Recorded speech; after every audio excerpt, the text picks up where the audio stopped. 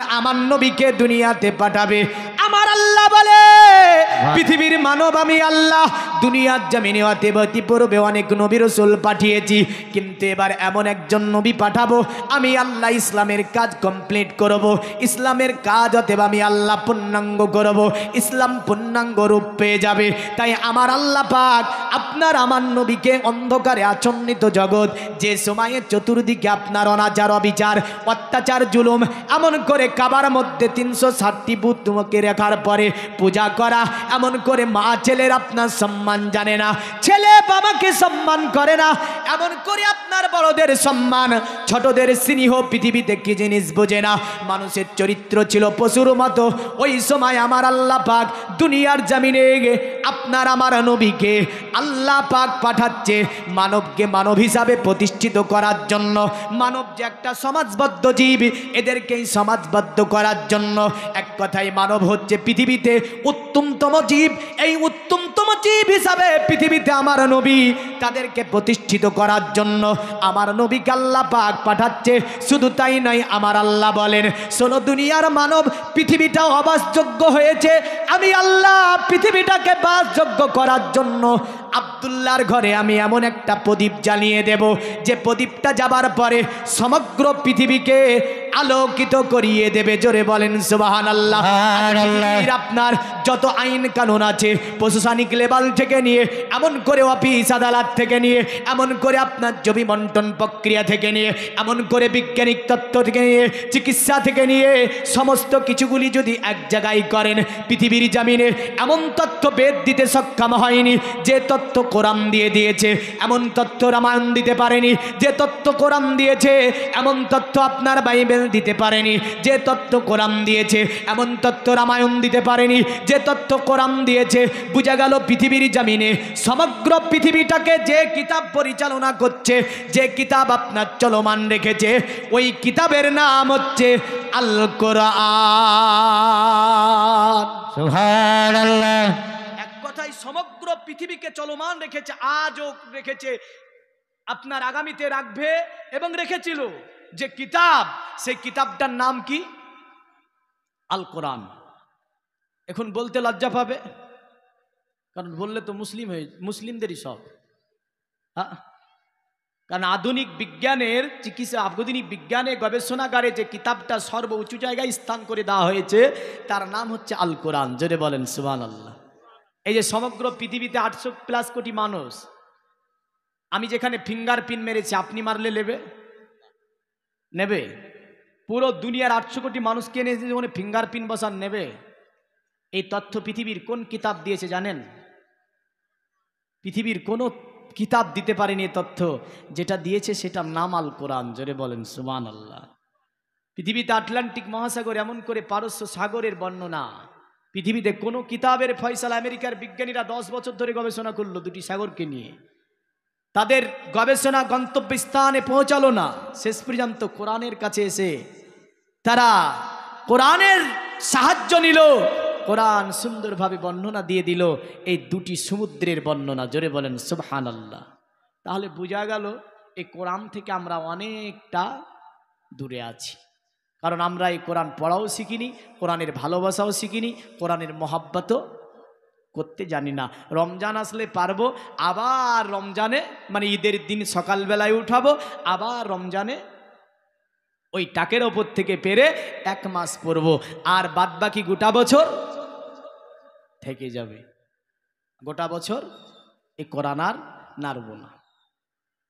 তো আল্লাহর নবী সাল্লাল্লাহু আলাইহি ওয়াসাল্লাম তিনি হচ্ছেন সমস্ত নবীদের নবী। আল্লাহ বলছে তাই, ইয়া আইয়ুহাল্লাযীনা আমানুস্তাজিবু লিল্লাহি ওয়ালির রাসূলি ইযা দাআকুম। আল্লাহ বলছে পৃথিবীর ইমানদারেরা, পৃথিবীর বিশ্বাসীরা শোনো, যখন তোমাদেরকে আমার নবী ডাক দেবে, সব কাজ বন্ধ করে দিয়ে নবীর ডাকে সাড়া দাও, এতেই তোমার জীবনের মঙ্গল আছে। জোরে বলেন সুবহানাল্লাহ। তাহলে নবীর ডাকে আমাদেরকে সাড়া দিতে হবে সর্বময়। নবী যার জন্য আমাদেরকে ডেকেছে, ওই ডাকে আমাদেরকে সাড়া দিতে হবে। দেখেন নবী সাল্লাল্লাহু আলাইহি সাল্লাম যে দুনিয়াতে আসলো, এই কথাটা তৌরিত, জবুর, ইঞ্জিল, বাইবেল এমন করে যোশী, মনঋষি, ঝোশী দ্বারা যত কিতাব রচনা হয়েছিল সব কিতাবেই এর ভবিষ্যৎবাণী করে দেওয়া হয়েছিল।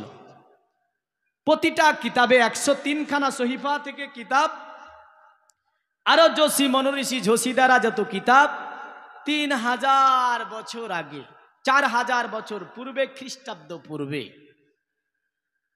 নেপাল শহরে একজন রাজা শুদ্ধোধন, মায়াদেবীর পেটে বাচ্চা, মানে রাজার স্ত্রীর পেটে বাচ্চা। তো রাজার স্ত্রী বলল যে আমি বাবার বাড়ি যাব। তো আগেকার মানুষ কি করত, পালকিতে চড়ে, যাদের রাজা বাদশাহ তাদের এটা বহন করতো পালকিতে করে। তো পালকিতে করে যেতেছিল।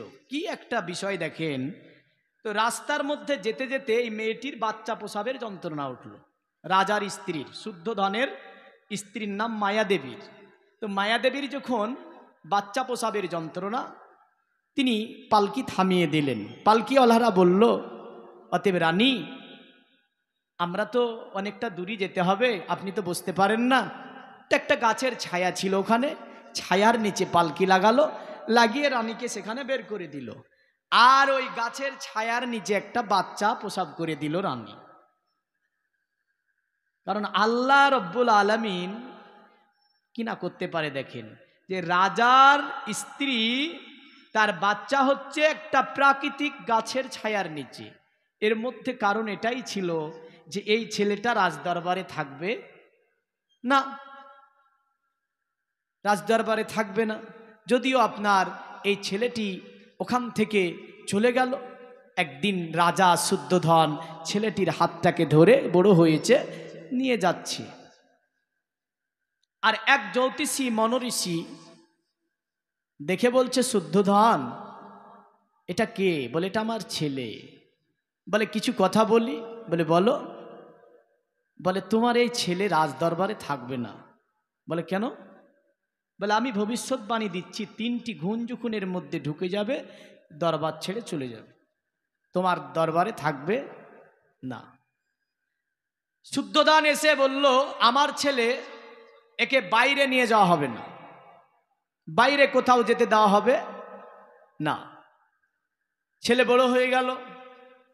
ঘটনা এটা বলবো না, কিন্তু আমি একটু টাচ দিচ্ছি এখানে। ছেলে বড় হয়ে গেল, বিয়ে হলো, বাচ্চা হলো। রাজা ভাবলো যে ওই যে প্রহিত যা বলেছিল, মনঋষি যা বলেছিল তা মিথ্যা হবে। কারণ ছেলে হয়ে গিয়েছে, বিয়ে হয়ে গিয়েছে, সংসার হয়ে গিয়েছে, আর যাবে না। রাজা বলল, ওই রকম যেই রকম ভাবে তাকে গাইড করে নিয়ে থাকতো, ওই গাইড করা বন্ধ করে দিল।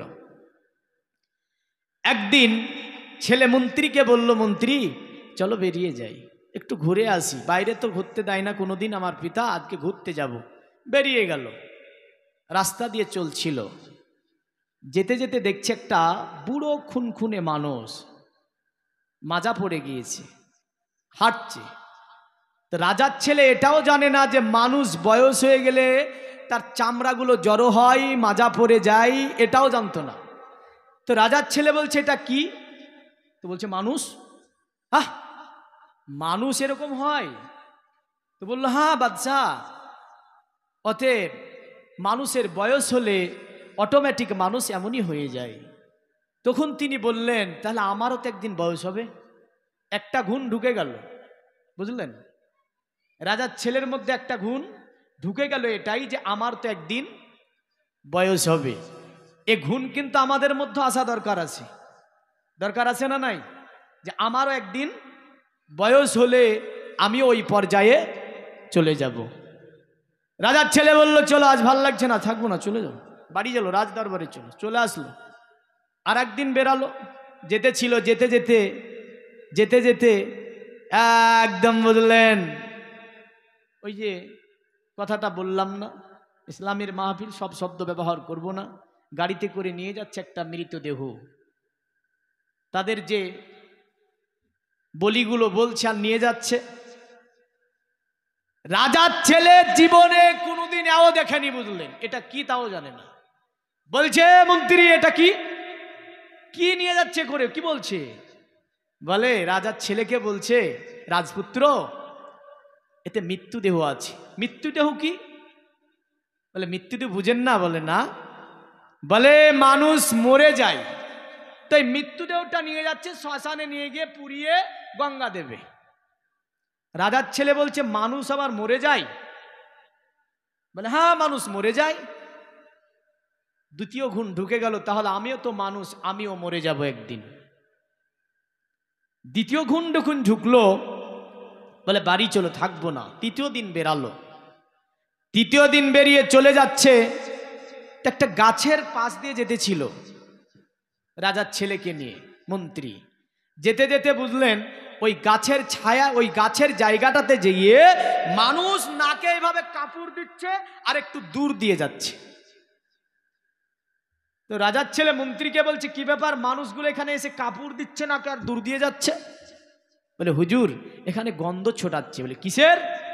বলে ওই গাছতলাতে দেখছেন না ক্ষত বিখ্যাত মানুষটা পড়ে আছে, এই ক্ষত বিখ্যাত মানুষটার শরীর থেকে দুর্গন্ধ বেরাচ্ছে, এই কারণে মানুষগুলো নাকে মুখে কাপড় দিয়ে জায়গাটা পার হচ্ছে। রাজার ছেলে বলল এ মানুষ? বলে হ্যাঁ। বলে মানুষের এই ক্ষত বিখ্যাত হয়ে অবস্থা হয়? বলে হ্যাঁ। তো তিনি বললেন আমিও তো মানুষ, আমারও তো এই অবস্থা হয়ে যেতে পারে। তিনটি গুণ ঢুকে গেল। বলে বাড়ি চলো। বাড়ি চলে আসলো। মন্ত্রীকে বলল শোন মন্ত্রী, আজকে রাত্রিতে তোকে একটা কথা বলবো। রাজা কিন্তু আপনার বুঝতে পেরেছিল আমার ছেলের মধ্যে তিনটি গুণ আপনার ঢুকে গিয়েছে, কারণ রাজার ছেলে আপনার এমন বাইরে বেরায় না, সর্বময় ঘরের মধ্যে থাকতো। সে যেন চিন্তা করতো মানুষ মরে যায়, মানুষ বুড়ো হয়ে যাওয়ার পরে মানুষের চামড়াগুলি এমনই জড়ো হয়ে যায়, একদিন মানুষ মৃত্যুবরণ করে। আহারে মানুষ আবার ক্ষতবিক্ষত হয়ে গাছের গোড়ায় পড়ে আছে, গন্ধ চোরাচ্ছে, দেবদ্ব ছড়াচ্ছে। মানুষগুলো মানুষকে দেখে নাকে কাপড় দিয়ে দূর দিয়ে চলে যাচ্ছে, তার কাছে যেতে চাই না। আমি মানুষ, আমারও তো এমন অবস্থা হতে পারে। তাই তিনি কি করেছিলেন, আপনার ঘর থেকে বেরাই না। রাজা ভাবছে কি ব্যাপার, কি হয়েছে? মন্ত্রীকে বলল রাজা, এ মন্ত্রী কি ব্যাপার, আমার ছেলের কি হয়েছে? মন্ত্রী বলল হুজুর তাকে তো নিয়ে আমি ঘুরেছি আমি 3 দিন, আর 3টি জিনিস যেন সে দেখে ফেলেছে। রাজার সম্মুখে বর্ণনা দিয়ে দিল। রাজা বলল শোন, আমি শুনেছি আমার ছেলে যেই দিন জন্ম নেয় তারপরে আস্তে আস্তে বড় হয়ে উঠলো, প্রহিতের দেওয়া ছিল। প্রহিত বলেছিল এ রাজা শুদ্ধোধন, তোমার একমাত্র ছেলে, এই ছেলেটি তোমার রাজদরবারে থাকবে না। 3টি গুণ যখন ঢুকে যাবে রাজদরবার ছেড়ে চলে যাবে। আপনার বাদশা জেনে ফেললো। একদিন রাত্রিতে আপনার রাজার ছেলে মন্ত্রীকে ডেকে বললে মন্ত্রী ঘোড়াকে প্রস্তুত করে ফেল। রাজা আমি নিষেধ করেছিল, কিন্তু মন্ত্রীর কথা আপনার বলে না, আপনার জন্য ঘোড়া রেডি করব না। বলল শোন, যদি ঘোড়া রেডি না করিস সকালবেলায় ফাঁসির মঞ্চে চড়তে হবে, কেউ তোকে বাঁচাতে পারবে না, কারণ আমি রাজপুত্র, যেটা আমি তোর জন্য ফয়সালা দেব সেটাই হবে। মন্ত্রী ভয় করে আপনার ঘোড়াকে সাজালো। রাজা বলছে গেটকে খুলে দে। গেটটা খুলে দেওয়া হলো।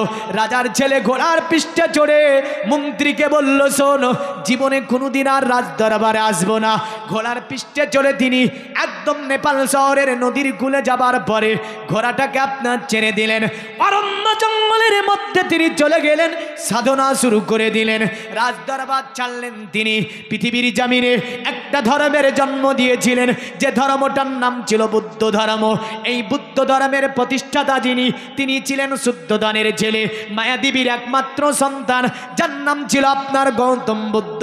এই গৌতম বুদ্ধ আজ থেকে 4000 বছর আগে যখন তিনি মৃত্যু সজ্জায় পৌঁছে যায়, মৃত্যু সজ্জায় চতুর্দিকে প্রজারা তাকে ঘিরাও করে নিয়ে বসে আছে। তারা বলছে হুজুর এ আমাদের বুদ্ধ, আপনি তো চলে যাবেন, আপনার জায়গাতে একটা বুদ্ধকে নিয়োগ করে যান, যার আমরা অনুসরণ করে চলবো, যার আমরা অনুকরণ করে চলবো। আপনার বাদশার ছেলে যার নাম ছিল গৌতম বলেছিল এ আমার পূজারা, দুনিয়ার জমিনে তোমরা আমার অতএব অনুসরণ করলে, দীর্ঘদিন ধরে আমাকে বুদ্ধ মানলে, পৃথিবীর জমিনে এমন কোনো মন্ত্র, এমন কোনো কিছুই দিয়ে যেতে পারি না যা পড়লে তোমাদের জীবন ধন্য হবে। তবে আমি গৌতম পৃথিবীর জমিন থেকে যাবার পূর্বে একটা ভালো কাজ আমি তোমাদের জন্য করে যাব। তারা বলল, বুদ্ধ বলুন, এমন কি ভালো কাজ করে যাবেন? বলল, শুনে রেখে দাও, পৃথিবীতে আমি অনেকগুলো আসমানি জয়ীফা দেখেছি, এমন করে অনেক গবেষণা করেছি, যদিও একটা ধর্মের আমি জন্ম দিয়েছি, কিন্তু পৃথিবীর জমিনে আমি কোনো প্রথম বুদ্ধ নয়, আমি কোনো লাস্ট বুদ্ধ নয়, আমি কোনো বেশ বুদ্ধ নয়। আমার পরে পৃথিবীর জমিনে একজন বুদ্ধ আসবে, যিনার নাম হবে 4 অক্ষরের। ওই বুদ্ধকে মানার জন্য বলে যাচ্ছি, আমার জায়গায় কোনো বুদ্ধ রাখবো না। তারা বলল, এ বুদ্ধ, এ আমাদের গৌতম, আপনার কি ব্রেন খারাপ হয়ে গেছে? তিনি বলেছিলেন, আমার পূজারা শুনে রেখে দাও, আমার ব্রেন খারাপ হয়নি, কারণ পৃথিবীর জমিনে যে বুদ্ধের কথা আমি বলে যাচ্ছি, তাকে যদি তোমরা মেনে নিতে পারো, তাকে যদি তোমরা জেনে নিতে পারো, তাকে যদি তোমরা ধরে নিতে পারো, তোমাদের 2টি জগৎ কল্যাণ হবে। আর তিনার উপরে একটা মন্ত্র দেখেছি, যে মন্ত্রটা যুগে যুগে অনেক ঋষি মনঋষি থেকে নিয়ে অনেক প্রেরিত দূতেরা পড়েছে, আমি দেখেছি। যে মন্ত্রটা আমি তোমাদের বলে দেব, মন্ত্রটা হচ্ছে লা ইলাহা ইল্লাল্লাহ মুহাম্মাদুর রাসূলুল্লাহ সাল্লাল্লাহু আলাইহি ওয়াসাল্লাম। এই মন্ত্রটা যদি তোমরা জপে নিতে পারো, তোমাদের জীবনের গুনাহ মহান স্রষ্টা মাফ করে দেবে। নারে তাকবীর, হাত উঠে বলে পেরালে যেতে হবে না।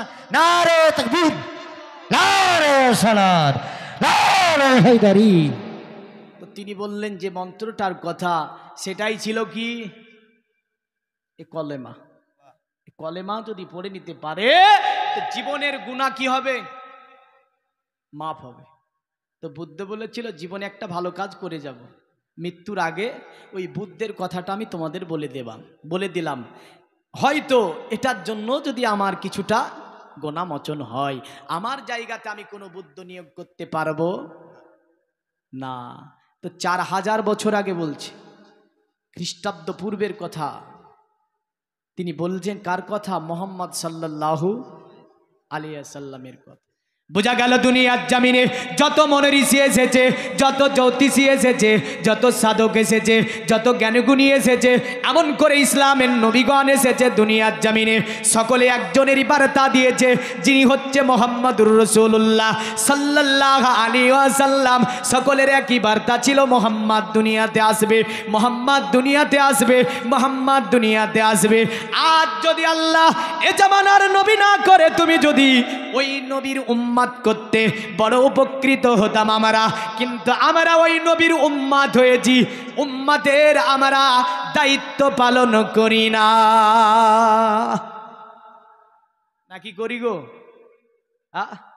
আমরা ওই নবীর উম্মত বটে, কিন্তু ওই উম্মতের যে দায়িত্ব তা আমরা পালন করি না। আমরা বলি নবীরে মানি, বলে না?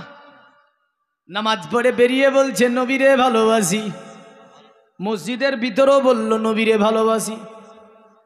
এখন এক মাতাল, বুঝলেন, মদ খেয়ে মাতলামি করছে, চলে যাচ্ছে, বলছে তোর চেয়ে আমি বেশি ভালোবাসি। কি বলছে ও? তোর চেয়ে আমি বেশি ভালোবাসি। তাস খেলছে আর বলছে নবীরে আমি ভালোবাসি। গাজাই টান মেরে বলছে, তোরা যা করছিস সবই ভুল, আমি বেশি ভালোবাসি। বলে কেন? বলে আমি আল্লাহ নবীকে দেখতে পাই। গাজাই টান মেরে বলছে। গাজাই টান মারলে কি করে? চোখে ধাঁধালা লেগে যায়, আর ধাঁধালা লেগে গেলে জোনাকি দেখা যায়। হ্যাঁ, তো জোনাকি দেখে বলে আল্লাহর নবী। তে আবার বলে যা করছো ওরা সব ভুল, আমাদেরটাই ঠিক। এই কারণেও গাজা ছাড়বে না জীবনে, বুঝলেন? ও গাজাই টান দিলে নাকি নবীর আল্লাহ দেখতে পায়। কি যুক্তি দেখেছেন? হ্যাঁ, তাহলে সবাই বলছে নবীরে ভালোবাসি। কে নবীকে ভালোবাসে? এই ফয়সালা নবী দিয়েছে, জোরে বলেন। দিয়েছে না দেয়নি? হ্যাঁ, নবী বলে শোনো, আমাকে তো বলে সবাই ভালোবাসি, কিন্তু নবী বলছেন মান আহাব্বা সুন্নতি ফাকাদ আহাব্বানি ওয়া মান আহাব্বানি কানা মাই ফিল জান্নাহ। আমাকে তারাই ভালোবাসে যারা আমার সুন্নাতকে ভালোবাসে, জোরে বলেন সুবহানাল্লাহ। আর যারা আমার সুন্নাতকে ভালোবেসে নিল, ওদের ঠিকানা কোথায় হবে? কোথায় হবে?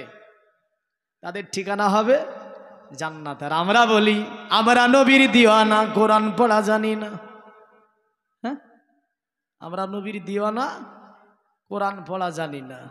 আমরা নবীর দিওয়ানা, বেদের ওয়াজ ছাড়া শুনবো না। মানে বেদেরই শুনবে ও, এমন আছে চিঠি লিখে দিয়ে দেয়, বলছে বেদ বলেন, বেদ বলেন, বেদ বলেন। বলবো, তবে বেদ বললে গুনাহ হবে, এটা শিওর। এ ফতোয়া পৃথিবীর বড় বড় মুফতিরা দিয়ে দিয়েছে। শুনবেন তবু গুনাহ হবে, বলবো তবু গুনাহ হবে, বলে কহে বলবো, কারণ যাতে করে পাকড়াও আপনি আমাকে না করতে পারেন। হ্যাঁ, আসি। আর আমরা বলি কি, আমরা নবীর দিওয়ানা, সুদ খাওয়া ছাড়বো না। সুদ চলে না, চলে না? হ্যাঁ, ইন্টারেস্ট বলে চালাই। হ্যাঁ, ইন্টারেস্ট, সুদ না। আর বলে আমরা নবীর দিওয়ানা, রমজানের রোজা রাখবো না। আমরা নবীর দিওয়ানা, অন্যের মাল হরণ করা ছাড়বো না। আমরা নবীর দিওয়ানা, যৌতুক বন্ধ হবে না। ও বলে আমরা নবীর দিওয়ানা, লটারি কাটা বন্ধ করবো না। কাটে না, কাটে না? হ্যাঁ, এই বাবারে গিয়ে বলে ইয়া রাসূলুল্লাহ, একটা মিলে যায়, লটারি কাটছে, হারাম। আর হারাম কেউ নবীর ওস্তাদ দিচ্ছে। এবার কি ফতোয়া হবে একটু মুফতিদের কাছে জেনে নিয়েন। হ্যাঁ, আমরা নবীর দিওয়ানা। কারা নবীর দিওয়ানা? যারা বলে আমরা নবীর দিওয়ানা, নমাজ পড়া ছাড়বো না, জোরে বললেন, তারা নবীর দিওয়ানা হবে। যারা বলে আমরা নবীর দিওয়ানা, অতএব হারামের ধারে যাব না, আমরা নবীর দিওয়ানা, লটারি কাটবো না, আমরা নবীর দিওয়ানা, অন্যের মাল হরণ করব না, আমরা নবীর দিওয়ানা, যৌতুক নেব না। ইনশাল্লাহ বলেন। যাদের বলার দরকার নেই তারা ইনশাল্লাহ বলে দিয়েছে, আর যাদের বলার দরকার তারা কিন্তু চুপ আছে। হ্যাঁ, আর যাদের দরকার নাই তারা বলে দিয়েছে ইনশাল্লাহ। যাই হোক, তাহলে বোঝা গেল নবীর দিওয়ানা যারা হবে তারা রসুলের সুন্নাতের পাবন্দি করবে, জোরে বলেন, নবীজের ইত্তিবা করবে, কোরআনের অনুসরণ করবে, হাদিসের অনুসরণ করবে, রসুলের দেওয়া উপদেশগুলি জীবনের সঙ্গে বাস্তবায়ন করে চলার চেষ্টা করবে, তারাই হবে নবীর দেওয়ানা। আর এ যদি চালাকি করে বুঝলেন পেটে লাগছে বলে রোজা ছাড়ে, চলে গেল। এবার একটা আমাল দিয়ে দিচ্ছি ওয়াজের মধ্যে।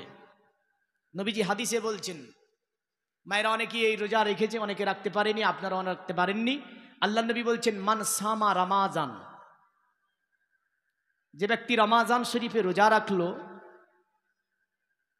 অতঃপর সুম্মা ইত্তেবা সিত্তান মিন শাওয়ালিন, অতঃপর যে ব্যক্তি 6টা রোজা রমজানের সঙ্গে মিলিয়ে দিল, 6টা রোজাকে রমাজানের সঙ্গে মিলিয়ে দিল, আল্লাহ নবী বলছেন ওই ব্যক্তিটা যেন কানা সৌমুকা সিয়ামি দাহার, ওই ব্যক্তিটা যেন পুরা বছর ধরে রোজা রাখলো, জোরে বলেন, ওই ব্যক্তিটা যেন পুরা বছর ধরে রোজা রাখলো। এটা একটা বড় আমাল। এই আমালটা পুরুষের মধ্যে খুব কম করে। নবীজির কথা কিঞ্চিত পরিমাণ এদিক ওদিক হবে না, দুনিয়া পাল্টিয়ে যাবে, নবীজির কথা পাল্টাবে না, মনে রাখবেন। তাহলে অনেক মা বোন করে, অনেকে করে না, এ রোজা রাখবেন, অনেক সওয়াব আছে। এ মাস চলছে শাওয়ালুল মুকাররম মাস, আর এই শাওয়াল মাসের কথাই নবী বললেন 6টা রোজার সঙ্গে যারা রমজানের রোজা রেখে 6টা রোজাকে রমজানের সঙ্গে মিলিয়ে দিল, তারা যেন পুরা মাস পুরা বছর ধরে ওই ব্যক্তি যেন নফল রোজা করে ফেললো। এই যে ছোট্ট একটা আমাল আপনাকে দিলাম, যিনারা রাখেন নাই রোজা অবশ্যই রাখার চেষ্টা করবেন। এগুলোনের বিনিময়ে জান্নাত পাওয়া যাবে, এগুলানের বিনিময়ে আপনার জীবনে মঙ্গল আসবে, কল্যাণ আসবে। আর বাদবাকি যা ওয়াজ শুনবেন কানে হাত দিয়ে, যতক্ষণ আমি বলবো সমস্ত কথাতে কল্যাণ আসতে পারে না, এগুলো ধরে নেবেন ওয়াজের মধ্য থেকে। আসি, তা আল্লাহর রসুলের দিওয়ানা হতে গেলে নবীজির উপদেশ মেনে চলতে হবে। এবার আসি, আল্লাহর নবী সাল্লাল্লাহু আলাইহি ওয়াসাল্লামের কথা যে যুগে যুগে সকলে বলল, তা আমার নবী সাল্লাল্লাহু আলাইহি ওয়াসাল্লাম আসলেন কবে? কবে আসলেন গো? মাস্টার নাম কি? 12ই রাবিউল আব্বাল। কোথায় আসলেন? মক্কাতে। তো মক্কাতে জ্যোতিষী মনোঋষি ঝোষী ঋষি মনোঋষি এই ছিল, কারণ 1500 বছর আগে তো কোরআনুল কারীম ওই সময় আসেনি। তো নবীজি দুনিয়াতে আসবেন বা আসছেন ওই রাত্রি। সিরিয়ার বাদশা আপনার স্বপ্ন দেখছে একজন ব্যক্তি যেন দাজলা নদী পার করে ঘোড়ার পৃষ্ঠে চড়ে সিরিয়ার মধ্যে প্রবেশ করছে। এটা তার স্বপ্ন ছিল। স্বপ্ন তো আমরাও দেখি না, এই স্বপ্ন দেখেন না, মেলা রকম স্বপ্ন দেখেন। সেদিন একজন এসে বলছে, মৌলভী সাহেব একটা তাবিজ করে দিতে। বলে কিসের তাবিজ? বলে আমার বাড়িতে আমার বৌমাটা প্রতিদিন স্বপ্ন দেখে খারাপ। বলে কি স্বপ্ন? বলে উড়ে উড়ে ওজনে চলে যায় কোন দিক। তাই বলি কোরআন পড়া জানে? বলে না। নামাজ পড়া জানে? নামাজ পড়ে? বলে না। তাহলে এমন বৌমা উড়ে চলে যাক না। হ্যাঁ, রাগ করছেন? হ্যাঁ, এমন বৌমা থেকে কি হবে যে উড়ে চলে যাক, যে কোরআনও পড়া জানে না, নামাজও পড়ে না, এমন বৌমা থেকে কি লাভ? তো দেখেন, স্বপ্ন 3 প্রকারের হয়। কয় প্রকারের? আর একটা আমাল দিয়ে দিচ্ছে, আমালটা করবেন। অনেকে খারাপ স্বপ্ন দেখেন, দেখবেন না ইনশাল্লাহ। হাদিস শরীফে আছে, মিশকাত কিতাবুর রুয়া বলে একটা চ্যাপ্টার অধ্যায়ন আছে। আল্লাহর নবী বললেন স্বপ্ন হচ্ছে 3 প্রকার। একটা দিলের খোহেশ থেকে হয়ে থাকে, একটা শয়তানের তরফ থেকে হয়ে থাকে, আর একটা স্বয়ং আল্লাহর তরফ থেকে হয়ে থাকে। জোরে বলেন। নবীজি বলেছেন ওহী আসা বন্ধ হয়েছে, ওহীর 46 ভাগের একটা ভাগ হচ্ছে স্বপ্ন। ওহীর 46 ভাগের 1 ভাগ হচ্ছে স্বপ্ন। তো এই স্বপ্ন খুব খাতারনাক, শয়তানের স্বপ্ন খুব খাতারনাক, বুঝলেন? এ দেখবেন ইদিক উদিক ঘুরে নিয়ে বেড়াচ্ছে, বেড়াতেই বলবে প্রসাব লেগেছে। প্রসাব ফির। তো দেখা যাচ্ছে একটা ভালো জায়গা দেখে প্রসাব ফিরালো, ফিরতে গিয়ে দেখা যাচ্ছে বিছানায় প্রসাব। এমন আছে না নাই? একাধিক ছেলেরা বিছানে প্রসাব করে দেয়। তো শয়তানে চক্রান্ত। যদি শেখসাদি থেকে আমরা এর একটা বর্ণনা এইভাবেও পাই। এখন একজন ব্যক্তি প্রতিদিন বিছানায় প্রসাব করে, বললেন স্ত্রী বলছে প্রতিদিন তোমার এই কাপড় চোপড় আমি আর খাসতে ধুতে পারছি না। বলে কি করবো রে? প্রতিদিন স্বপ্ন দেখি ভালো, কি কেমন স্বপ্ন, কোন দিক উড়ে উড়ে চলে যায়, আর মনে হয় একটা ভালো জায়গা দেখে প্রসাব করি, প্রসাব করে উঠে দেখি বিছানায় প্রসাব। তো বলছে শয়তানের কাজ। হ্যাঁ, শয়তানের কাজ। তো স্ত্রী আবার বলছে শোনো একটা কথা বলি, শয়তানের মেলা টাকা, শয়তানের নাকি মেলা টাকা। আজকে রাত্রিতে যখন তোমারে বলবে যে এখানে প্রসাব করো, তো তুমি বলবে ইবলিস এতদিন ধরে আমার বিছানায় প্রসাব করালি, আমার টাকা দেয়া, আজ প্রসাব করছি না। দূর পরিকল্পনা নিয়ে বুঝলেন বিছানায় শুয়ে আছে, আর ওই রাত্রিতে ঠিক বুঝলেন ওই স্বপ্ন চলছে যে বলছে একটা ভালো জায়গা দেখে প্রসাব ফিরতে যাবে, বলে না প্রতিদিন বোঝানে প্রসাব করাস, আর প্রসাব করছি না। ইবলিস বলছে ভালো জায়গা তোর প্রসাব লেগেছে, প্রসাব করে নে। বলে না, ভালো জায়গা দেখে রোজ প্রসাব করি, আর বিছানায় প্রসাব হয়। তো বলছে ওই স্ত্রীর কথা মনে পড়েছে, বুঝলেন? স্ত্রী বলে দিয়েছে যখন তোমারে প্রসাব করাতে যাইবে এখানে, ওখান টাকা চাইবা। তো স্বপ্নে দূর পরিকল্পনা ছিল, বলছে রোজ প্রসাব করাস বিছানায়, আমার আজ টাকা দে। তোদের নাকি শুনেছি মেলা টাকা, নিয়ে টাকা নেবি? বলে হ্যাঁ। 1 বস্তা টাকা বুঝলেন মাথায় চাপিয়ে দিয়েছে। হ্যাঁ, তো ওই মাথায় টাকা নিয়ে বুঝলেন সেই দিন স্ত্রী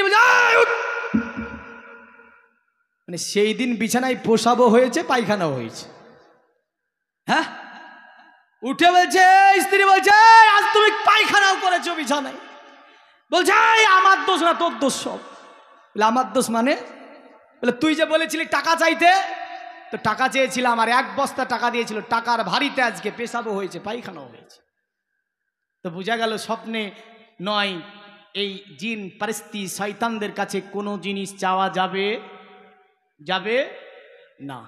আল্লাহ নবী বললেন স্বপ্ন হচ্ছে 3 প্রকার। বিশ্ব নবী বললেন শোনো আমার উম্মত, এই শয়তান তোমাদেরকে স্বপ্ন দেয় প্রথম রাত্রি থেকে একদম মধ্যরাত্রি পর্যন্ত, সেটা হতে পারে। আর দিলের কোয়েস থেকে বান্দা স্বপ্ন দেখে, যেমন করে আপনার যে কোনো কাজকর্ম বান্দা যখন করে ওই সময়তে আপনার বান্দা যেন ওই কাজের স্বপ্ন দেখতে পারে। আল্লাহ নবী বললেন আর আল্লাহর তরফ থেকে আল্লাহ তোমাদেরকে একটা স্বপ্ন দেয় যেটা শেষে রাত্রির শেষের অংশে হয়ে থাকে। জোরে বলেন সুবহানাল্লাহ।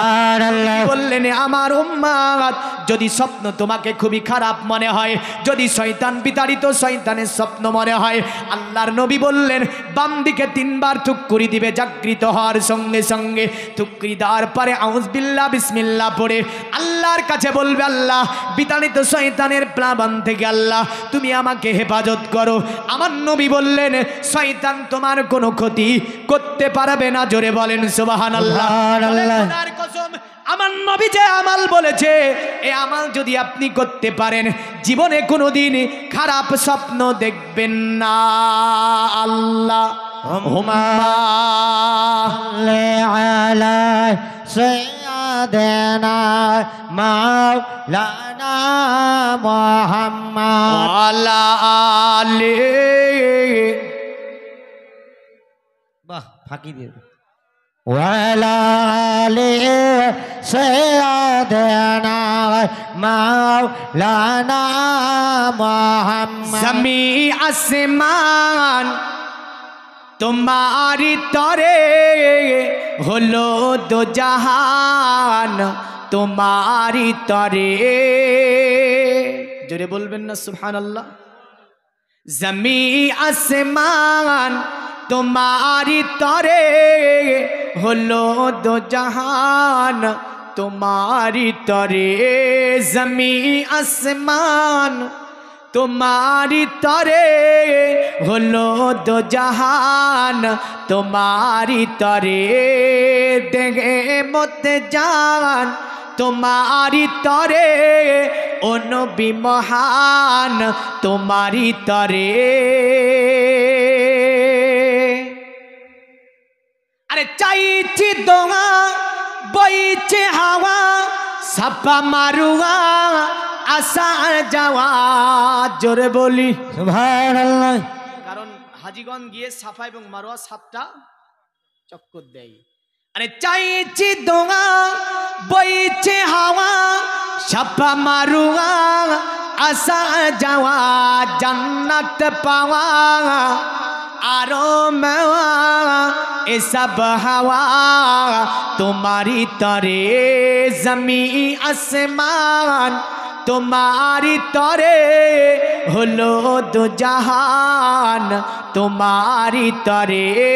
দেখে মধ্যে জান তোমারি তরে ও নবী মহান তোমারি তরে। আরে আকাশে তারা জ্বলছে সারা তোমারি সারা চাঁদ পারা পারা। জোরে বলি সুবহানাল্লাহ। আকাশে তারা জ্বলছে সারা তোমারি সারা চাঁদ পারা পারা। গারে গিরা কোরআনে পারা গারে গিরা কোরআনে পারা প্রতিটি সোরা তোমারি তরে। জমি আসমান তোমারি তরে হলো দো জাহান তোমারি তরে। আল্লাহুম্মা সাল্লি আলা সাইয়্যিদানা মাওলানা মুহাম্মদ ওয়ালা আলি সাইয়্যিদানা ওয়ালা আলি সাইয়্যিদানা মাওলানা মুহাম্মদ। পৃথিবী মুমিন মুসলমান যেটা বলতেছিলাম, আমার নবীজি দুনিয়ার জমিনে আপনার আসবে যেই রাত্রিতে সিরিয়ার বাদশা যেন স্বপ্ন দেখছে দাজলা নদী পার করে কেউ যেন ঘোড়ার পৃষ্ঠে চড়ে সিরিয়ার মধ্যে আপনার প্রবেশ করছে। বাদশার ঘুম ভেঙে গেল। বাদশা ঘুম ভেঙে যাবার পরে ভাবছি স্বপ্ন কেন দেখলাম। সকাল হলো, বড় ভারী সিংহাসন বুঝলেন, ওই সিংহাসনে বসতে যাবে, অটোমেটিক সিংহাসনটা পড়ে গেল। বাদশা জ্যোতিষীদেরকে ডাকলো, মনোঋষি ডাকলো, ডেকে বলল দীর্ঘদিন ধরে তোদেরকে বেতন দিয়েছি রেখেছি, এ জ্যোতিষীরা আমার স্বপ্নের তাবির বলে দিতে হবে। তারা বলল, এ মহান বাদশা, আমরা চেষ্টা করব আপনার স্বপ্নের তাবির বলে দেওয়ার। পৃথিবীর মুমিন মুসলমান, ওই সময়তে আপনার জ্যোতিষী মনোঋষিদের কেমন কায়দা ছিল, তারা মরার মাথা রাখতো, কোনো পশুর হাড্ডি রাখতো, কোনো গাছগাছরা জড়বটি রাখতো, রাখার পরে কড়িগুলিকে পড়িয়ে পড়িয়ে ফেলতো। কারণ আগেকার জামানাতে জাদু নিয়ে কাজ চলতো। এখনো চলে না? চলে না? ওই যে সাপুরারা আছে দেখেন, সাপুরা খেলাতে দেখাতে আসবে, দেখাতে এসে বলবে এই গাছটা তুমি নাও, তোমার সাপে কামড়াতে পারবে না। কি বলে? সাপ কামড়াবে না। তো মেয়েরা দেখে যে ক টাকা দাম, বলে 1 টাকাও নেব না, তবে 7 ধাতুর একটা তাবিজ দেবের জন্য 100 টাকা নেব। 1 টাকাও নেবে না। আর মানুষ নিয়ে বুঝলেন বেঁধে রেখেছে। এটা বাধা নিঃসন্দেহে হারাম। এটা তামিমা। রাসূলুল্লাহ সাল্লাল্লাহু আলাইহি ওয়াসাল্লাম বলেছেন, তামিমা যারা পড়লো তারা শিরিক করলো এক ধরনের। আর শিরিক হচ্ছে ইয়া বুনাইয়া লা তুশরিক বিল্লাহ ইন্নাস শিরকা লা জুলমুন আযীম। লুকমান বলেছিল, আমার ছেলে, আল্লাহর সঙ্গে কারো শরীক করো না, কারণ ইন্নাস শিরকা লা জুলমুন আযীম, শিরিক হচ্ছে মস্ত বড় গুনাহ। সাপে কামড়াবে না। কোনো গাছের একটা পিঠালু জ্বর এনে ভরে দিয়েছে, হাতে নিয়ে ঘুরছে। আর আল্লাহ বলছে, সালামুন আলা নূহিন ফিল আলামিন। সুবহানাল্লাহ। এটা যদি পৃথিবীতে কোনো আপনার কেউ ব্যক্তি মাত্র 7 বার পড়ে নিতে পারে, আল্লাহ পাক তিনি বলেন, অতএব এই আল্লাহর কোরআনের এই আয়াতটা যদি 7 বার পড়ে নাই, তাকে সাপ কাটবে না ওই দিনে। জোরে বলেন সুবহানাল্লাহ। এ দুনিয়ার মুমিন মুসলমান, ওই বাদশার দরবারে জ্যোতিষী বসেছিল। হঠাৎ করে একদল লোক দৌড়ে এসে বলল, এ বাদশা, এ মহান বাদশা একটা গজব হয়ে গিয়েছে। বলে, কি গজব হয়ে গিয়েছে? বলে, বাদশা আজকে রাত্রিতে আমাদের মন্দিরে আমরা পূজা দিতে পারিনি, কারণ মন্দিরে যেন আমরা পূজা দিতে পারিনি, মন্দিরের আগুন যেন নিভে গিয়েছে। বাদশা বলছে, যেখানে 1000 বছর ধরে পূজা হয়, আজকে হঠাৎ করে মন্দিরের পূজা বন্ধ হয়ে গেল, কারণটা কি এমন? জ্যোতিষীদেরকে বলল, এই জ্যোতিষীরা, তোমাদেরকে বলতে হবে এর পিছনে কারণটা এমন কি। জ্যোতিষীরা আপনার তা বলতে আপনার ব্যর্থ হলো। ইতিমধ্যে আরেক দল মানুষ দৌড়ে আসলো, বলেছিল, বাদশা, এ মহান বাদশা, আরেকটা কাজ আমাদের সিরিয়াতে সংগঠিত হয়েছে। বাদশা বলল, বলো এমন কি কাজ সংগঠিত হয়েছে? বলল, আমাদের সিরিয়াতে ওই যে সামুয়া নামে যে দরিয়াটা রয়েছে, যে দরিয়ায় জীবনে পানি দেখা যায় না, আজকে রাত্রিতে হঠাৎ করে যেন সামুয়া দরিয়াতে পানি ভর্তি হয়েছে। জোরে বলুন সুবহানাল্লাহ। তাজ্জুব হয়ে বলছে, যে দরিয়াতে জীবনে পানি ছিল না, আজকে রাত্রিতে হঠাৎ করে পানি হয়ে গেল, এটা কেমন করে হতে পারে? আর একটা দল দৌড় দিয়ে আসলো বাদশার কাছে। বাদশাকে বলে, বাদশা, এ মহান বাদশা, সিরিয়াতে আর একটা যেন বড় তাজ্জব ঘটনা ঘটেছে। বাদশা বলল, কি ঘটনা ঘটেছে? বলে, মাসোয়া নামে ঝরনাটায় অটোমেটিক পানি জারি হয়েছে। বাদশা বলছে, তাজ্জব ব্যাপার। এর ঘটনাগুলি ওই জ্যোতিষীদেরকে বলল, শোনো, বেতন দিয়েছি, খাবার দিয়েছি, দীর্ঘদিন ধরে দরবারে পুষে রেখেছি, এই তাবির তোদেরকে বলতে হবে। তারা বারবার আপনার চেষ্টা করলো, কিন্তু তাদের কোনো গণনা কাজে আসলো না, তারা তাবির দিতে ব্যর্থ হলো। আপনার জ্যোতিষীরা বললে, মহান বাদশাহের সঠিক তাবির আমরা খুঁজে পাচ্ছি না, তবে আপনাকে একজন ব্যক্তির কথা বলবো, যার নাম হচ্ছে সাতিহি জ্যোতিষী। আমাদের সিরিয়াতে একজন জ্যোতিষী থাকে, যার নাম সাতিহি। এই সাতিহি জ্যোতিষী আপনার স্বপ্নের তাবির বলে দিতে পারবে।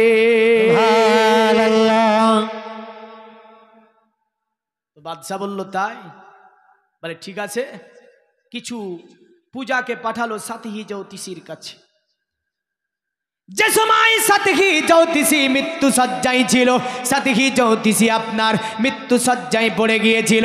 যদিও ভারত উপমহাদেশের মুহাদ্দিস, যার নাম আব্দুল হক মুহাদ্দিসে দেহলভী, তিনি মাদারাজুন নবুয়াতে সাতিহির ঘটনা লিখেছেন এইভাবে, যে সাতিহি জ্যোতিষী পৃথিবীতে এমন জ্যোতিষী ছিল, যিনি আপনার তাওরাত, জবুর, ইনজিল, এমন করে অনেকজন ঋষি মনোঋষির কিতাবের মহান পণ্ডিত ছিল। এমন করে তাজ্জুবকর বড় ঘটনা যেটা এই সাতিহি জ্যোতিষীর, সেটা হচ্ছে এই সাতিহি জ্যোতিষীর শরীরে কোনো হাড্ডি ছিল না। এটা তাজ্জুব লাগবে, কিন্তু ভারত উপমহাদেশের বুকে সবচেয়ে বড় মুহাদ্দিস মাদারাজুন নবুয়াতে লিখেছেন যে সাতিহি জ্যোতিষীর শরীরে কোনো হাড় ছিল না, রেগে যেত তো বলের মতো গোল হয়ে যেত, এমন একটা মানুষ ছিল এই। আর অনেকগুলো জিন তাবে ছিল এর মধ্যে, অনেক জিন তাবে করে রেখেছিল। তো বাদশার প্রশাসন যখন, বাদশার প্রজারা যখন সাতিহির কাছে পৌঁছে গেল, সাতিহি মৃত্যু সজ্জায়, তাকিয়ে বললে প্রজারা তোদেরকে পাঠিয়েছে মহান বাদশা, বাদশাকে যাবার পরে বলে দে, কারণ বাদশার স্বপ্নের তাবির আমি বলে দিতে পারবো। আজকে রাত্রিতে বাদশা একটা স্বপ্ন দেখেছে, বলল এ মহান জ্যোতিষী আমরা তার তাবিরই বলতে পারিনি, এ জ্যোতিষী দয়া করে তাবিরটা আপনি বলে দেবেন। সাতিহি বলেছিল বাদশাকে আমার দরবারে আসতে বল, আমি তার তাবিরই নিশ্চয়ই বলে দেব। আপনার তারা ফিরে আসলো, মহান বাদশাকে বললে বাদশা আমরা আপনার তাবির বলতে পারবো না, তবে সাতিহি জ্যোতিষী এখন মৃত্যু সজ্জায়, আপনি যদি তার কাছে চলে যান নিশ্চয় আপনার স্বপ্নের তাবির বলে দিতে পারবে। বাদশা আপনার প্রশাসনকে নিয়ে সেই জায়গায় পৌঁছালো। সাতিহি মুচকি হেসে বলল এ বাদশাহ আজকে রাত্রিতে তুই স্বপ্ন দেখেছিস দাজলা নদী পার করে কেউ জানো সিরিয়ার মধ্যে প্রবেশ করছে, এর তাবির হচ্ছে আজকে রাত্রিতে এমন একজন বালক জন্মগ্রহণ করেছে, অতি তাড়াতাড়ি তোর রাজত্বের অবসান ঘটাবে, অতএব এই রাজত্ব অতি তাড়াতাড়ি তোর ওই ছেলেটা দখল করে নেবে। আল্লাহ। সাথী বলছে ব্যাপারটা খারাপ। বাদশা বলল তাহলে ওই বাচ্চাটা কোথায় জন্ম নেবে? সাথী বললে বাদশা শুনে রেখে দে, ওই মানবটা জন্ম নেওয়াতে সামুয়া মাসুয়া ঝরানাতে পানি আসবে। ওই বাচ্চাটা যেই দিন জন্ম নেবে আমি তওরাতে দেখেছি, ইঞ্জিলে দেখেছি, জবুরে দেখেছি, আসমানি সহিফাতে দেখেছি, ওই বাচ্চাটা যখন জন্ম নেবে ওই সময়তে অতএব সিরিয়ার মন্দিরে কোনো পূজা হবে না।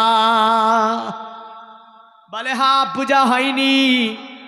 সঙ্গে সঙ্গে বলল বাচ্চাটার পরিচয় দাও, যার ব্যাপারে ইঙ্গিত আসছে সনাতন ধর্মের কিতাব, কিতাবটার নাম হচ্ছে ভবিষ্য পুরাণ। তাতে লিখেছে তসলিলন্তরে মিলোচ্চার্যেন সম্ভাবিত মহামাদিতি খ্যাত শিক্ষ শাখা সম্ভাবিত নিপ্রসিচাপ মহাদেবং মুরিস্তাল নিবাসী নমো গঙ্গা জনেশ্চু সংস্নাপ্য পঞ্চগব্য সম্ভবিতে নমস্তে বিরিজানাথ মুরিস্তাল নিবাসিনে তীব্র সুরনা সাই বহুমায়া প্রবার দিনে। বলল সাথী যেগুলো বলেছিল আপনার ভবিষ্য পুরাণে এক ধরনের এইভাবে এসেছে। বলল শোন, ওই যে ব্যক্তিটা জন্ম নেবে ওনার অতএবে মরুর প্রান্তরে তিনি জন্ম নেবে, তিনার নাম কি হবে? তিনার নাম হবে মাহমাদ। কি নাম হবে? বিকৃতি পূর্ণ একটি নাম। মুহাম্মদ সাল্লাল্লাহু আলাইহি ওয়াসাল্লামের শানে এই মাহমাদ শব্দ ব্যবহার করা একদমই চরম পর্যায়ে অন্যায়, কারণ তিনার নাম কোরআনে সুন্দর করে আল্লাহ বলেছে। জোরে বলেন কে বলেছে?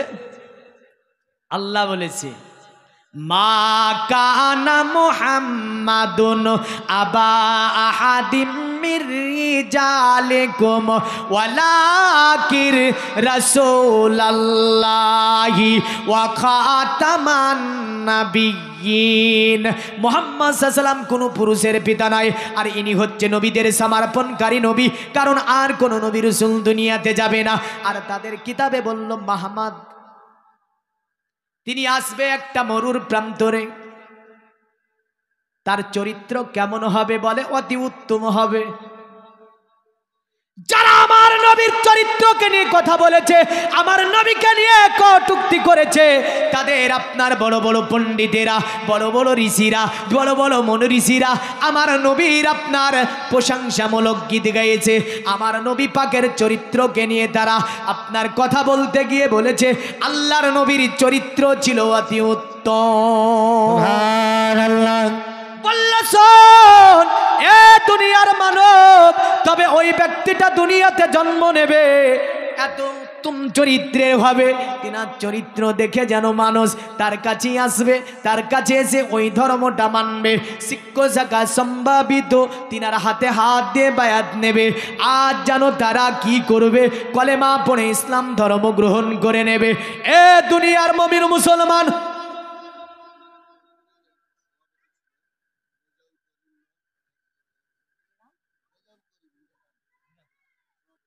এর আগে সভাপতি ছিল, আজকে সভাপতি। সুবহানাল্লাহ। দেখেন রেজাউল করিম সভাপতি মহাশয় 1000 টাকা নবীর ঘর মাদ্রাসায় করেছে দান। নারায়ে তাকবীর, আল্লাহু আকবার। দেখেছেন আমরা এত মিছিল মিলি নিয়ে ও করে বললেন, বলে সব বাতিল করে দেব। কিন্তু গবেষণা বলছে ওরা কি নিয়ে মুসলিমকে দেখে জানেন? যখন একটা প্রতিবাদ সভা হয় তো পুরা প্রতিবাদ সভাটাই অন্য ধর্মের মানুষেরা যখন আপনাকে আমাকে ভেরিফাই করে তখন ওরা মুখের দিকে তাকায়, মানে প্রতিবাদ সভাটাকে দেখে মুখের দিকে তাকায়। তো মুখের দিকে তাকিয়ে দেখা যায় যে কিছু মানুষ সভাতে থাকে মুখ বন্ধ করে, এত নারায়ে তাকবীর বলে, এরা কিন্তু চুপ করে থাকে, এরা বলে না। ওরা গবেষণা করে এটা বুঝে নেয় যে এই যে লোকগুলো আছে এরা বেড়াছে সবে মাত্র, সামনে দাঁড়ালে আর থাকবে না, সামনে দাঁড়ালে পালাবে এরা। কারণ এদের আল্লাহ আকবারের ধ্বনি বলতে কিছুই নাই, মানে প্রেম ভালোবাসা নাই, আসতে হয় এসেছে।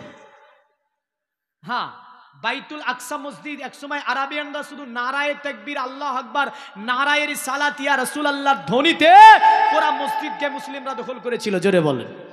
কিচ্ছু লাগেনি, শুধু ধ্বনিতে পালিয়ে গিয়েছিল।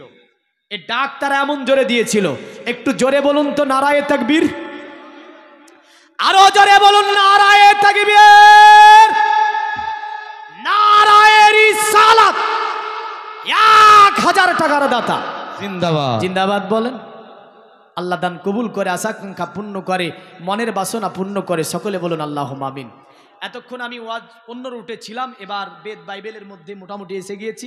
এই নিয়ে এবার কিছুক্ষণ আলোচনা হবে, কারণ দুটি এতে আমি ওয়াজ করি। যখন আমি কোরআনের ওগুলো আলোচনা করি, প্রথম স্টেপে অ্যাকচুয়ালি ইসলামিক স্টেপ, এই স্টেপ এর মধ্যে অন্য কোনো কিতাবের চেয়ে আল কোরআন ও হাদিসের আলোচনা অতি উত্তম। তবে যেহেতু ওই মনোঋষির কথা বলছিলাম, যা থেকে ভবিষ্যৎ পুরাণের একটা মন্ত্রকে আমি ইনপুট করলাম, যে তাতে বলছে যে তিনি আসবে, তিনার চরিত্র হবে অত্যুত্তম, শিক্ষ শাখা সম্ভাবিত, আর মানুষের দলবল নিয়ে তিনি মক্কা শাসন করবে, মক্কার চতুর্দিকে শাসন করবে যিনি, তিনার নাম হবে কি? মুহাম্মাদুর রাসূলুল্লাহ সাল্লাল্লাহু আলাইহি সাল্লাম।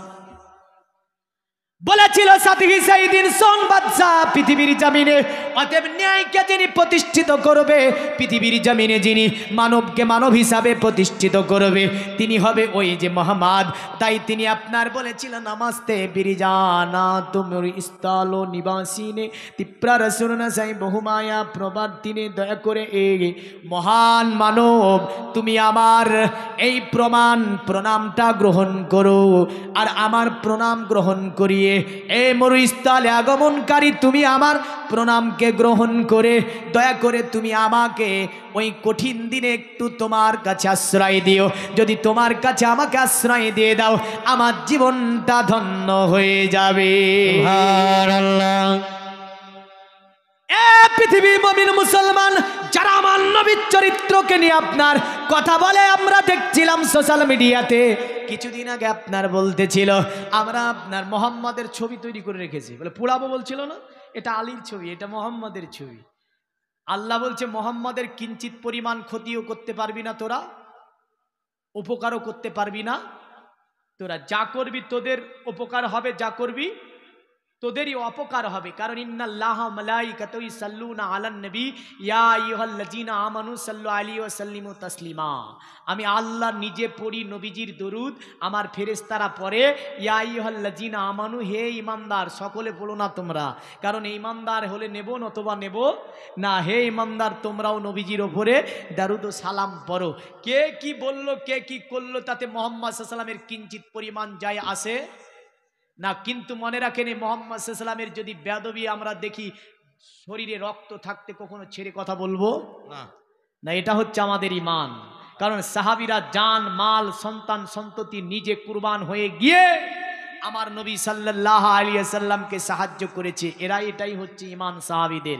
আমাদের ওটাই ঈমান, আমাদের জান মাল সন্তান সন্ততি আমাদের নিজের রক্ত দিয়ে হলো মুহাম্মদ সাল্লাল্লাহু আলাইহি ওয়াসাল্লামের ব্যাপারে কোনো কেউ কথা বললে তাকে আমরা ছেড়ে কথা বলবো না। যদি আমাদের গালি দেয় কোনো অসুবিধা মনে করব না, যদি বাবাকে আমার গালি দেয় তবুও কিছু অসুবিধা মনে করব না, আমার মায়েরে যদি গালি দেয় তবু অসীমিতা মনে করব না, আমার ভাইকে যদি গালি দেয় তবু অসীমিতা মনে করবে না মুমিন।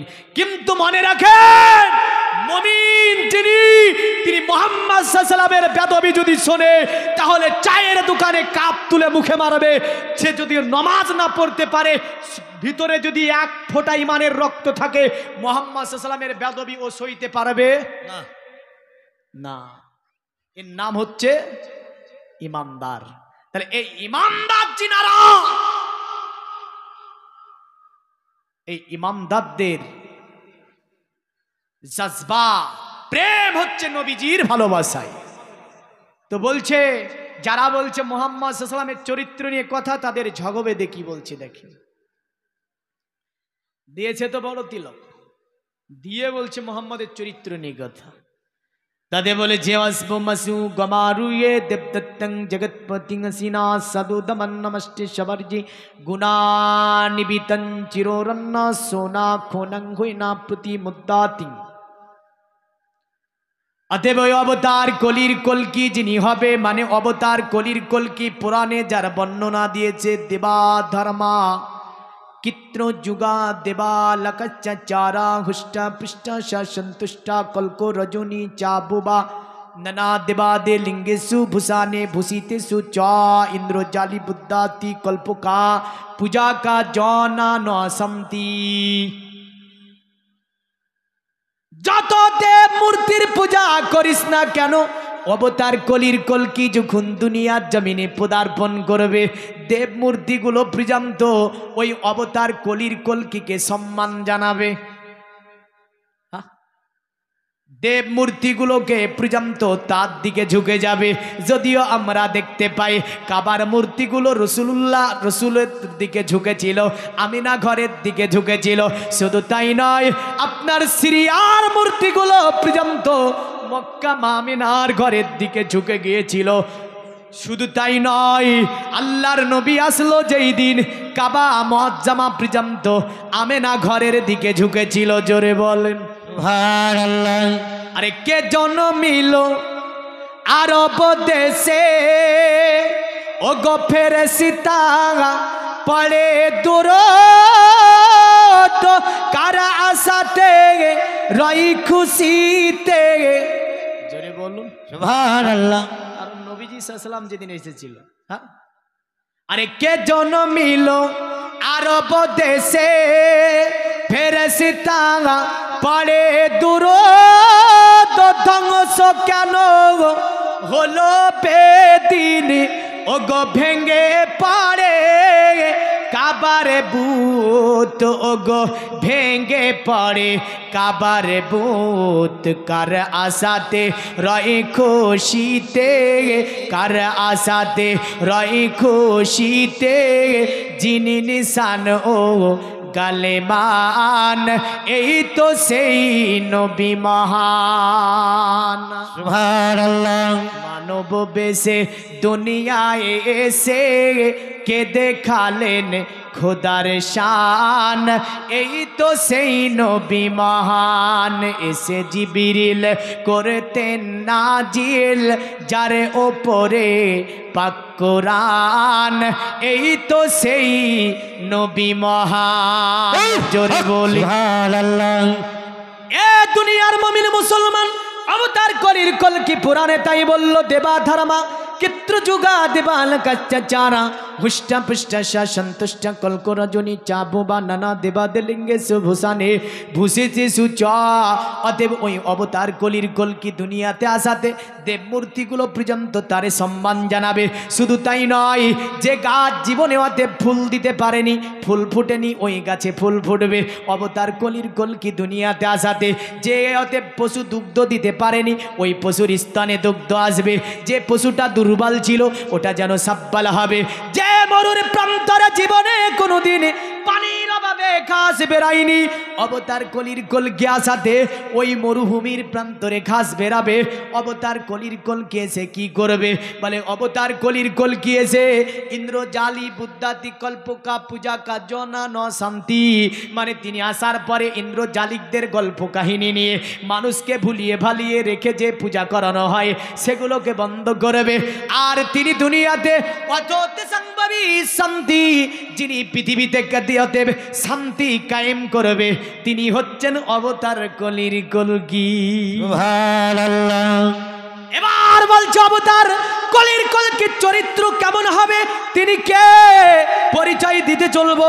তবে তারা যদিও বলেছে তিনার চরিত্র হবে অশ্বমাসু গমারুহে দেবদত্তং জগৎপতিং অসিনা সাধু দমান নামাষ্টি সবার যে গুণানিবিতান, মানে তিনি এমন হবে বিশ্ব মানব হবে, তার মতো দ্বিতীয় আর কাউকে পাওয়া যাবে না।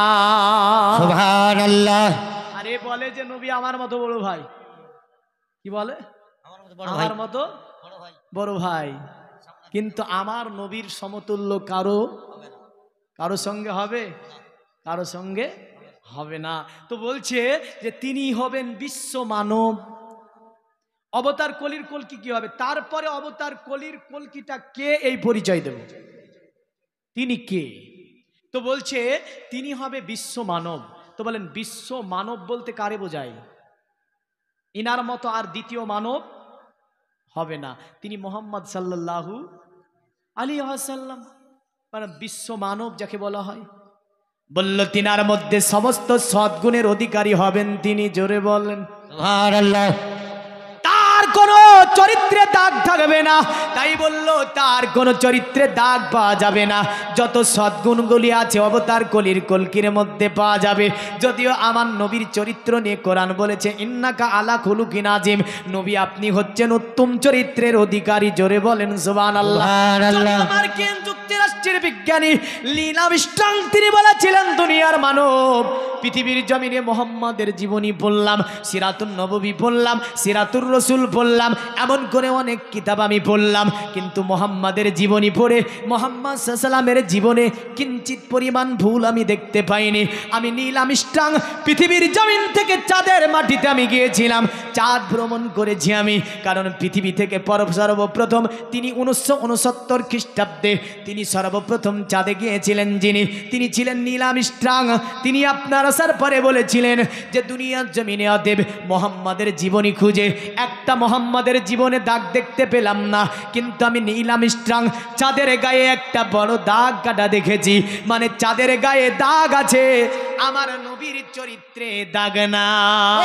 সুবহানাল্লাহ। নারে তাকবীর, নারে সালাত। আল কোরআনের আলো, ওলি আল্লাহ যেখানে আমরা থাকবো সেখানে। এ দুনিয়ার মুমিন মুসলমান শুধু তাই নয়, দুনিয়ার জমিনে আপনার আমেরিকার বিখ্যাত একজন বিজ্ঞানী যিনি বলেছিল অতএব মোহাম্মদকে নিয়ে আমি কোরআনের গবেষণা করতে বসলাম, কোরআনকে আমি ভুল ধরার জন্য চেষ্টা করলাম, যিনি ছিলেন আপনার নরেন্দ্র সিং। তিনি বলেছিলেন দুনিয়াতে মুসলমানদের কোরআন আমি 72 বার পড়লাম, কিন্তু মুসলমানদের কোরআন 72 বার পড়ে নিয়াতটা ছিল কোরআনের ভুল ধরা, নিয়াতটা ছিল কোরআন থেকে ভুল বের করে দেওয়া। কিন্তু নরেন্দ্র সিং যখন এই আয়াত দেখেছিল ইন্নাকা আলা খুলুকিন আযীম, এ নবী আপনি মহান চরিত্রের অধিকারী, কারণ পৃথিবীতে আপনার চরিত্রের সানাদ আমি আল্লাহ কোরআন দিয়ে দিচ্ছি। তো নরেন্দ্র সিং বলেছিল অতএব পৃথিবীতে মোহাম্মদকে নিয়ে অন্য ধর্মের মানুষেরা যত যা করে না কেন আমি উত্তম চরিত্র দেখছি মোহাম্মদের। তিনি আল্লাহর নবীকে নিয়ে গবেষণা করলেন, করার পরে বোনার সম্মানে বলেছিল শোনো, মুসলমানদের কিতাবের ভুল ধরা তো দূরের কথা, আমার জীবনে একাধিক জায়গাতে আমি ভুল খুঁজে পেয়েছি, এই কারণে আমি আজকে আমার পোশাক চেঞ্জ করে দিলাম, চলার গতি পাল্টিয়ে দিলাম, এমন করে আমি নরেন্দ্র সিং মোহাম্মদের চরিত্রে দাগ কাটবো বলেছিলাম। আল্লাহর নবীর চরিত্রে কোনো দাগ নাই, কারণ আমি এগুলো ভেরিফাই করতে গিয়ে এই গবেষণা করতে গিয়ে আজকে ধর্মকে ত্যাগ করে দিলাম। আজ ধর্ম ত্যাগ করে আমি কলেমা পড়লাম লা ইলাহা ইল্লাল্লাহ মুহাম্মাদুর রাসূলুল্লাহ সাল্লাল্লাহু আলাইহি সাল্লাম পড়ে আমি ইসলাম ইসলাম ধর্ম গ্রহণ করে নিলাম। শুধু তাই নয়, বিখ্যাত চিকিৎসা বিজ্ঞানী যারা নাম ছিল আপনার ইবনে সিনা, যিনি আপনার হোমিওপ্যাথিক যিনি প্রতিষ্ঠাতা ছিলেন, পৃথিবীবাসীকে একটা কিতাব দিয়ে গেলেন। কিতাবের নাম দিলেন কানুন ভিত্তিক। এই কানুন ভিত্তিক বিভিন্নভাবে একে অনুদিত করে বিভিন্ন আপনার মেডিকেলে এখনো পড়ানো হচ্ছে। এই আপনার ইবনে সিনা আরবের জমিনে ট্যুর করতে যান। তিনি ভ্রমণ করতে যাবার পরে দেখে আরবের ভাষা হচ্ছে আরবি, আর তিনি আরবি বুঝতে পারে না। আরবের মানুষকে বলে এই ভাষাটা কি ভাষা? বলল আরবি ভাষা। বলে তোমাদের আরবি ভাষার মূল কিতাবের নাম কি? বলে আমাদের আরবি ভাষার মূল কিতাবের নাম হচ্ছে আল কোরআন। সঙ্গে সঙ্গে তিনি আল কোরআন পড়ার জন্য সেখানে একজন মাস্টার ধরেছিল। আল কোরআন পড়লো, আল কোরআনের ব্যাখ্যা শিখলো, আল কোরআনের মানে শিখলো। আল কোরআনের মানে শিখে বিশ্ববাসীকে এটাই বলেছিল, আমি কানুন ভিত্তিকে 3000 রোগ নিয়ে আলোচনা করেছি, 1000 রোগের ওষুধ বলেছি, 2000 রোগের ওষুধ আমি খুঁজে পাইনি। কিন্তু মুসলমানদের কিতাব আল কোরআনে প্রথমতম সূরাটার নাম হচ্ছে সূরায়ে ফাতিহা। কাফিয়া অফিয়া সাফিয়া সেপা উম্মুল কোরআন সাবে মাসানি, সূরাতুস সালাত, সূরাতুদ দোয়া, সূরাতুশ শিফা। নবী বলছেন 3000 রোগের ওষুধ হচ্ছে সূরাতুল ফাতিহা। সুবহানাল্লাহ, সুবহানাল্লাহ। দেখেন বেনামে একজন 500 টাকা নবীর ঘর মাদ্রাসায় পাঠিয়ে দিয়েছে। আল্লাহ দানকে কবুল ও মঞ্জুর করুন, হায়াত দারাজ করুন, অসুখ বিসুখ থেকে হেফাজত করুন। আল্লাহ এমন করে আত্মীয় স্বজন যারা অন্ধকার করে তাদের কবরগুলোকে কুশেদা মানোয়ার করে জান্নাতের টুকরা বানিয়ে দিয়ে সুবহানাল্লাহ। আল্লাহ আমিন বলতে হয়, কারণ এটা দোয়া হচ্ছে। তা আমরা বলবো কি আল্লাহ ও আমিন। তো যাই হোক, দেখেন এই ইবনে সিনা বলেছিল পৃথিবীর জমিনে উত্তমতম কিতাব হচ্ছে আল কোরআন, আর উত্তমতম মানব হচ্ছে মুহাম্মদ সাল্লাল্লাহু আলাইহি ওয়াসাল্লাম। কারণ তিনি এক নজরে বলছেন এটা হচ্ছে সূরাতুশ শিফা, 3000 রোগের ওষুধ। শুধু ইবনে সিনা তাই বলেছিল না, ইবনে সিনা বলেছিল শোনো মুহাম্মদ সাল্লাল্লাহু আলাইহি ওয়াসাল্লাম তিনি বলেন লা তাকুলুস সামাকা ওয়ালা তাসরিবাল লাবান। মুহাম্মদ বলেছে যে তোমরা দুগ্ধ পান করার সাথে সাথে মাছ ভক্ষণ করো না। আমি ইবনে সিনা রাসূলের হাদিসকে নিয়ে গবেষণা করে দেখলাম যে যদি মাছ আর দুগ্ধ একসঙ্গে খায় তাহলে পচনতন্ত্রে কমজোরি হবে, এ হজম শক্তি কমে যাবে। এমন করে দুটি অ্যাসিড ভিন্ন ধরনের বিভিন্ন পেটের কমপ্লেন হবে। আর মুহাম্মদ দুটি খাবার দেখে কোনো গবেষণা করলো না। মুহাম্মদ কোনো তাকে নিয়ে কোনো দেখা যাচ্ছে ল্যাবরেটরিতে নিয়ে গেল না। সুবহানাল্লাহ, সুবহানাল্লাহ। হামিদুর রহমান 1000 টাকা, নারায়ে তাকবীর, আল্লাহু আকবার। আল্লাহ এ দানকে কবুল ও মঞ্জুর করুন। হামিদুর রহমান সভাপতি, তিনার হায়াতকে দারাজ করুন। আত্মীয় স্বজন যারা অন্ধকার করে তাদের কবরগুলোকে কুশাদা মানোয়ার করুন। আর একজন 200 টাকা পাঠিয়েছে দান, যাচাই যে নিয়াতে পাঠিয়েছে দান কবুল করিয়ে নাও তুমি পাক সুবহান। জোরে বলেন আল্লাহুম্মা আমিন। আল্লাহুম্মা আমিন। আপনারা যিনারা দেবেন চটচট করে দিয়ে যাবেন, কারণ আর একজন বক্তাও আছে, একটু চটচট করে দিয়ে যাবেন, দোয়া করে যাব। কারণ মুসাফির হালাতে আছি দেখেন, কারণ আমি মোটামুটি কলকাতা ছিলাম 2 দিন, তারপরে ঢুকেছি আপনাদের এখানে। 5 দিন হয়ে গেল বাড়িতে বেরানো, মুসাফিরই চলছে, দোয়া করে যাব। যে না দিবেন একটু চটচট করে দেবেন। নাজমুল ইসলাম ঝঞ্ঝারি পাড়া 500 টাকা দান করেছে। আল্লাহ দানকে কবুল ও মঞ্জুর করে নিন, হায়াতকে দারাজ করে দিন। रिसालत ইয়া রাসূলুল্লাহ, मसला के आला हजरत জিন্দাবাদ, मसला के आला हजरत জিন্দাবাদ। सैयद गुलाम दिलानी साहेब, সৈফুর রহমান, सैयद गुलाम दिलानी साहेब, জিন্দাবাদ। नारे तकबीर, আল্লাহু আকবার। नारे रिसालत, ইয়া রাসূলুল্লাহ, उलमाए अहले सुन्नत, জিন্দাবাদ, उलमाए अहले सुन्नत, जिंदाबाद। मसला के आला हजरत, जिंदाबाद। मसला के आला हजरत, जिंदाबाद। सैयद गुलाम दिलानी साहेब, जिंदाबाद। सैयद गुलाम दिलानी साहेब। जिंदाबाद। नारे तकबीर,